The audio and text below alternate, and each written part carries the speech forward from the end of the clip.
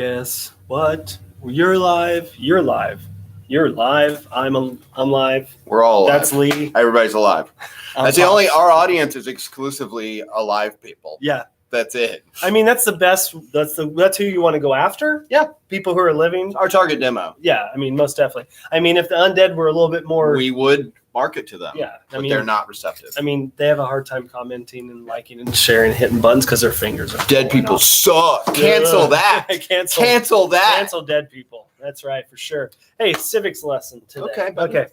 Welcome to Floriodiots, Yes, by the welcome. way. Hello. Welcome to Floriodiots. Follow us at the Floriodiots Pod on Twitter, the Floriodiots Podcast on Facebook and Instagram. Hit the like, rate, and subscribe button. Because if you don't do that, then this show is the proverbial tree in the forest, right? TikTok and Tumblr as well. Oh, yeah. Yes. I forgot.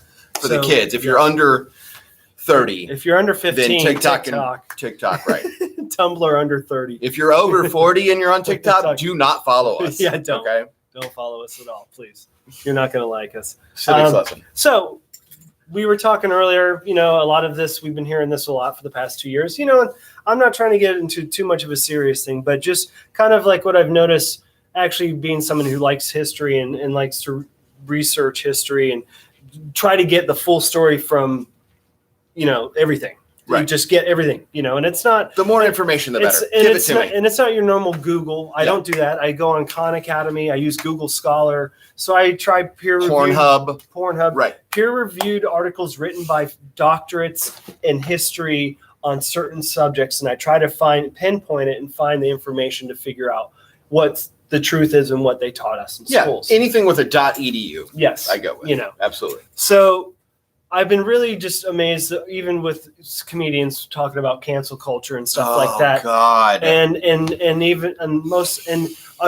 We're not saying anything about anybody. The point is that cancel culture, using that, and I'm not trying to mansplain it. I'm just explaining my understanding of what words mean and how I'm defining them. And the reason that we bring this up is because our illustrious governor here, the head Floridiot. Oh, to Satan. The head Floridiot is pushing this anti-cancel culture thing. Yeah, as well. So, and I saw somebody who I'm friends with who lives in Tampa. I won't say their name, but they went on and on about trying to tie in cancel culture with the left and with Nazis. No. Right. All of a sudden, Yeah. because you asked someone to not say the N-word and they did, and you deleted them, then all of a sudden you're the Nazi. Right. Yeah.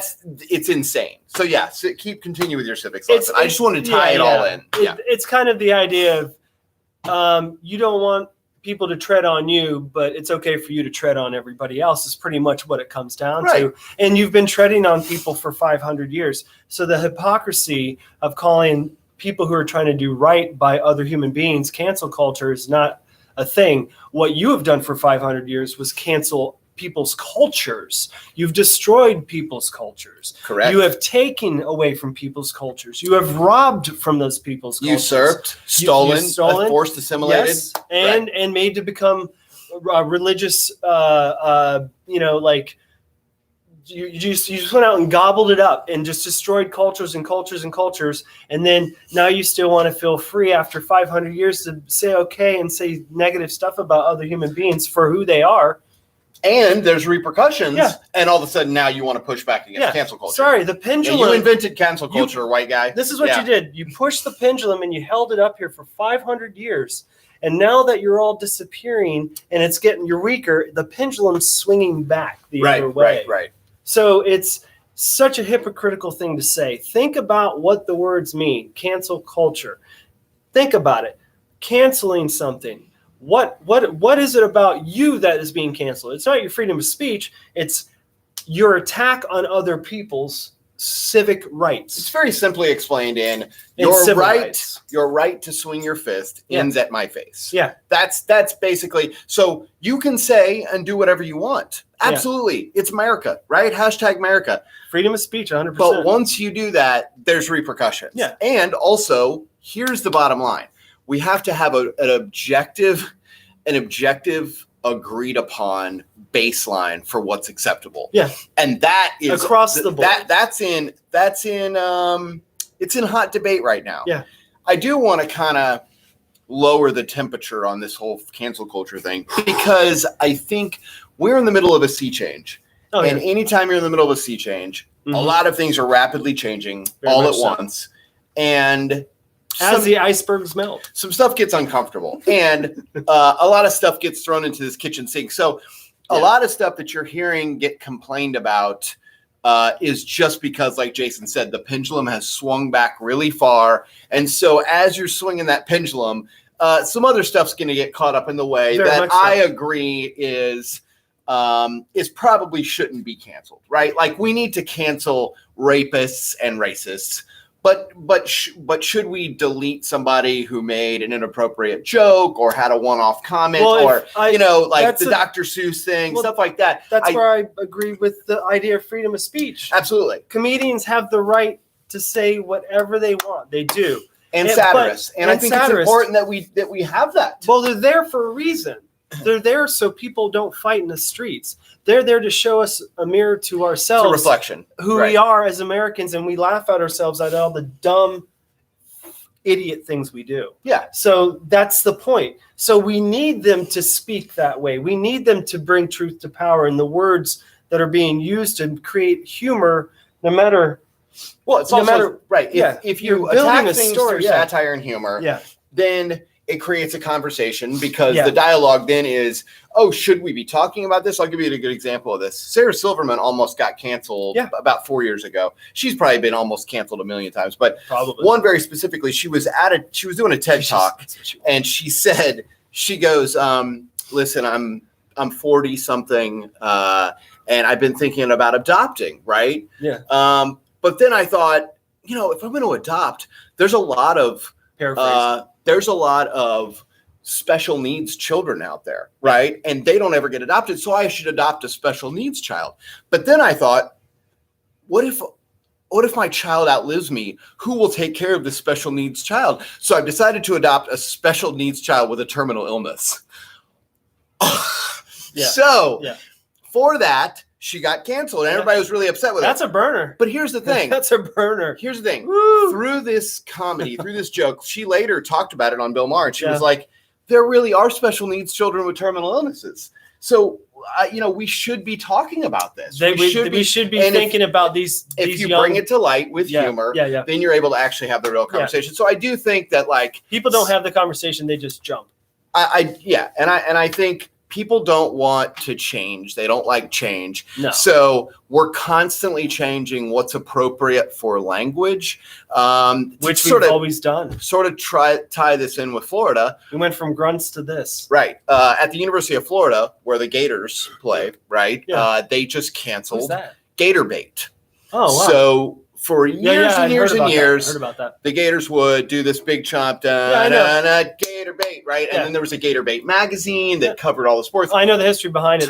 Turns out, I had no idea, and I would say we don't have to talk about it. I'd say we'll explain. I'll explain what it is. 99.9% of humans don't know where this Gator bait thing came from. That I can promise you that there was no one sitting in the Florida Gator stands doing the Gator bait chomp that actually knew the history behind it. Okay. It's very terrible history. So the terrible history behind it is that at one point in old Florida, people would use black children as bait to catch gators. Yeah. And so actually, you said you could find postcards in some old shops with that stuff still on there.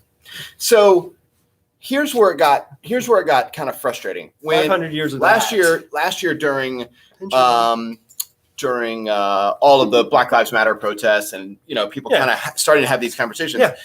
They said, okay, we're not going to do the Gator bait chant anymore. Well, all these Gator fans started screaming what a lot of white men start screaming. I'm not being racist. I didn't know that it was racist. I didn't mean for it to be racist. It's not racist to me. My intent isn't racist. Just stop saying it. So if you know the history. When you take something away and you go, this is not appropriate, you shouldn't say this anymore, what happens is your fear of change kicks in, and your defensiveness in that I didn't mean it to be racist. It doesn't matter. It doesn't matter if you meant it to be racist. You're not the person.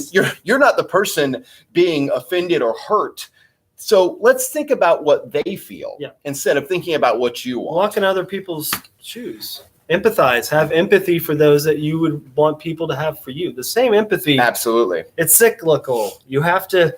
Empathy has to be It has to be full circle. That's the only way people are going to make it, and the only way I believe we're going to make it as a human population. And who gives a shit if it makes the world better? It's not like, stop taking the leap of logic from somebody wanting to use a different pronoun like them or they, and then all of a sudden into Nazi book burning. Yeah. Okay, the two don't match up. Yeah. Just because So people far. are asking for something to be more sensitive and for us to sort of advance our dialogue.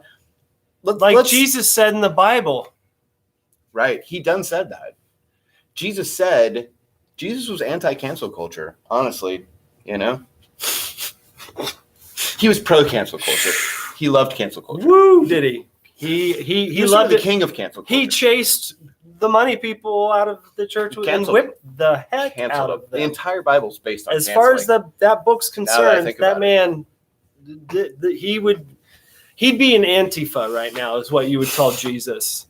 Right. I mean, that they would. If you just please send all comments to J Pops Kogar. I did not say Jesus was an Antifa. Please do not come. We're going to get murdered. No. Murdered. It's an idiot opinion. All right. I got some Florida Man news. Let's hear it. Ready? You're going to love this. Florida Man Netflix series. Oh, man. It's added 6 to the cast, including Anthony LaPaglia, who you probably recognize him from like Law and Order and shit that, right? Look at this. Lex Scott Davis, no relation. And Hopefully. 4 directors. Basically, this comes from Jason Bateman's production company. Oh, wow. And it follows a retired Philadelphia police detective. He moves back to Florida and he gets caught up in this sort of rabbit hole crime case. Okay.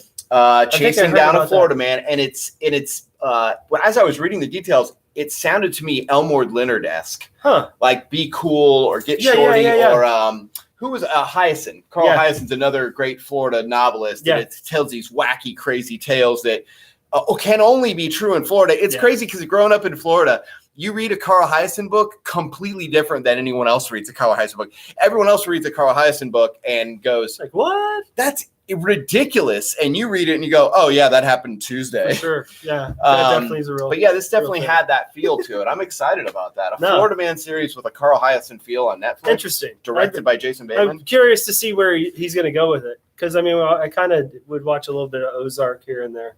Love Ozark. I love it. Good dark. It's very dark though, and I have to be in the mood for Ozark. Yeah. I can't just. I tell you a new dark series I just started last night though.